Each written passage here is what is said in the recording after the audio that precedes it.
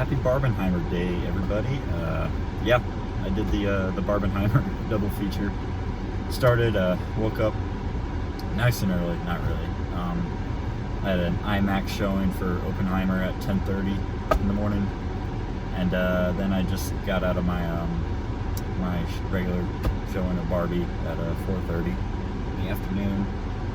Did have like a nice little 2.5 hour break in between the two of them, which was nice because I needed a lot of time to think after, a lot of time to think and process after Oppenheimer. It's a behemoth. It's 3 hours and it's gonna emotionally wreck you. Maybe I can't speak for everyone. It hit me. It didn't. I should say it hit me hard. That's the wrong way to describe it. It hit me hard. It sat heavy. It sat heavy with me, and you know, it was definitely one of those film experiences you're never gonna forget. Just for the day in general, actually.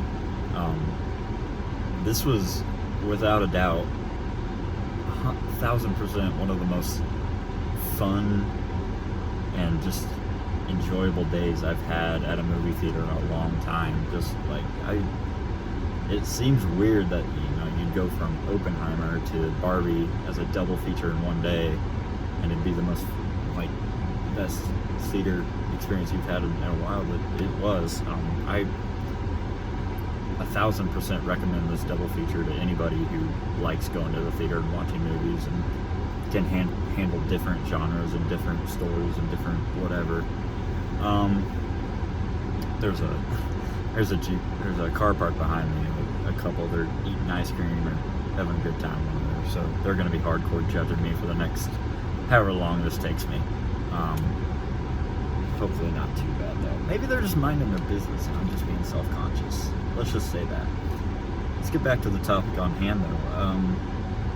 Let's start with Oppenheimer. Doesn't make me a film bro, douchebag, doesn't watch a lot of movies. I don't care. Christopher Nolan freaking rocks, dude. He makes some great movies. I've said it for years now, and I say it again after Oppenheimer. Dude knows how to make a freaking movie. I'm sure people will have problems with it. Just before I went to my Barbie screening, dude, you had to park right next to me. I literally moved from the theater parking lot because it was packed. There was cars circling, looking for spots. I don't want to be that dick recording a review video in his car while people are looking for parking spots. So I moved, found an empty parking space for semi. It's pretty busy. Town is pretty busy today. It's a Friday. Semi-empty parking place, and I found the most empty spot you're gonna see. Yep, there they are. I found the most empty spot, area in the entire parking lot, and I guess they wanted to do the same thing with parking. Made me feel weird. Oh well, they didn't even look at me. They didn't even know what I'm doing. Again, like I said, I'm being self-conscious and I'm getting off track. Like I said, Oppenheimer, people, right before I got in my Barbie screen, I'm in a group chat, and someone said, they hadn't even seen it. Their dad saw it and said it sucked. Your dad probably likes freaking, action movies. That's all he likes. So he probably saw the director of The Dark Knights making a new movie and wanted to go see it, and he was disappointed.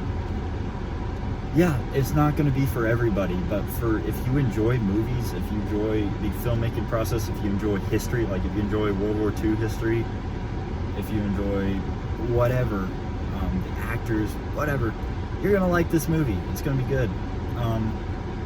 For those of you who are history buffs, maybe there's some historical inaccuracies that are going to bother you. Oh well, it's still a great movie.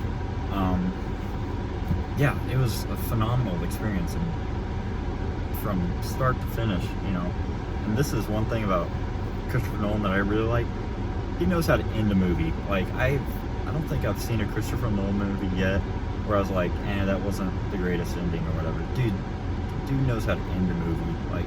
All his movies, as soon as the credits roll, I'm like, dang, that was a good movie. You know, dude knows how to end a movie, and same thing here.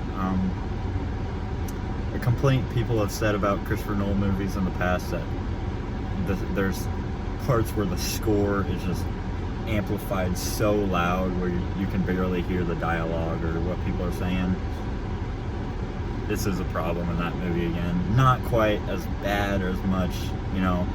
Again, I was in the IMAX and I was sitting really close to the speaker, so that was part of the problem. But in all honesty,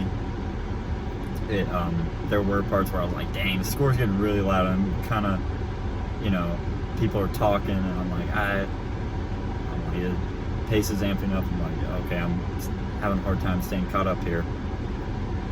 That's, you know, it's a problem, but I personally feel that it didn't drag the film down. Some people might complain about it. I'm gonna put it out there that it's in there. I don't really have that much of a problem with it, other than it kind of felt, I could tell, knowing past complaints about his other movies. When it happened in this one, I was like, oh yeah, I could tell. But otherwise, Oppenheimer, absolutely loved it. Go support it. Go watch it in theaters. Barbie. Let's move on to Barbie. I haven't, laughed at a movie this many times in a long time. Like, I've laughed at movies this year. Like, there's been movies that have made me laugh out loud. This movie had me laughing a lot. Like, there was a lot of really good comedy in this movie that was fresh and original, and like I, really liked it. I don't know. It's weird saying like I love the Barbie movie, but it was, it was a great movie. Barbie was great. Margot Robbie was amazing. Continues to be one of, if not my favorite actresses of all time. Ryan Gosling was phenomenal. He was hilarious. He's one of the most underrated comedic actors of all time, while also being able to do the drama as well. He's a really versatile actor. And then Will Ferrell, from the trailers and the commercials and stuff, like, I didn't think Will Ferrell was going to be super great in this movie, but he was classic Will Ferrell. He was great in this movie. Production design was amazing. Choreography, acting, directing, like, Greta Gerwig really knows what she's doing behind the camera. She knows how to direct a genre movie. Writing was, there was a lot of original writing and funny. It's hard to say exactly what I'm feeling, put it into words like that make me sound smart without just saying it was good, go see it. But like, genuinely, like, these two movies were really good and should be viewed. Whether you want to do a double feature like I did, do the Barbenheimer, or whether you want to do them on their own separate days, doesn't matter. Like, I'd go support these movies because they were amazing.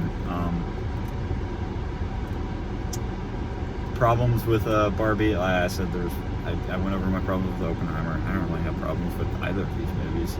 Problems with Barbie, though,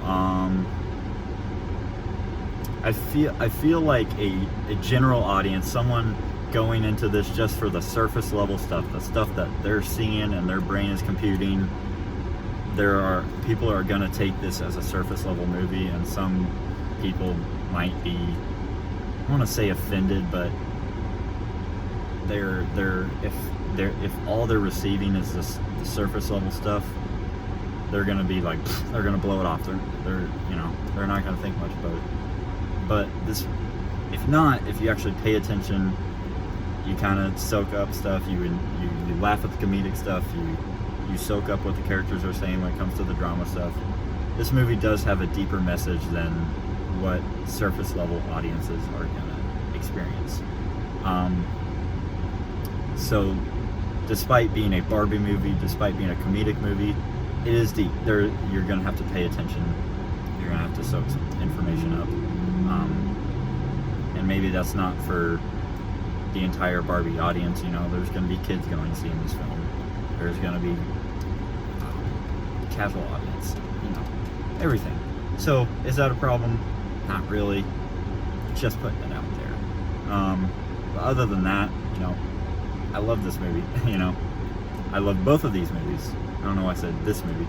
Both of these movies. You know, I love the Barbenheimer double feature. It was a great experience, and I think it's an experience everyone should feel if you really get into movies. So, yeah, that's all I really have for this video. And see you on the next one.